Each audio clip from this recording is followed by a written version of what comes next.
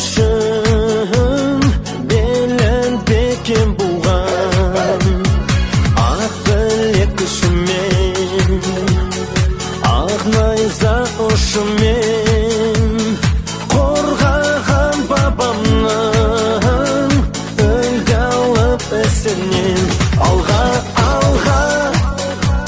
алға қазақ жігіттері сенім.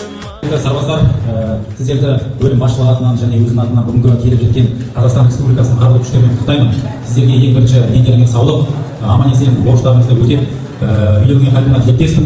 Бүгінгі мына мерекелік дастархан сіздердің құрметтеріңе жайылып отыр. Қазақстан Республикасының қарулы күштерінің әрбір асханасында осындай керемет қазақи дастархан жайыла берсін. Және де осы дастарханға ат салысып, сіздерге жақсы тәтті тағам істеген біздің аспаздарымызға мың алғыс, қошеметтеп қойыңыздар. Осы кісілердің арқасы әрқашанда шаршамай осы сарбаздарға тәтті тағам пісіріп жүре беріңіздер. Баршаларыңызды мерекелеріңізбен құттықтаймыз. Еліміз аман, жұртымыз тыныш болсын. Және де әрбір Қазақстан Республикасының қарулы күштерінің әрбір сарбазы қарны тоқ болсын. Рахмет, ас болсын. Осы арада азық-түлік қызметінің бастығы мейрамдарың құтты болсын. Сарбаздар, құрметті ханымдар, қонақтар, бүгінгі 7 мамыр отан қорғаушы күні мерекесімен барлықтарыңызды шын жүректен құттықтаймын. Жансың халық үміттері көк аспанда желбіресін көк байрағың жаса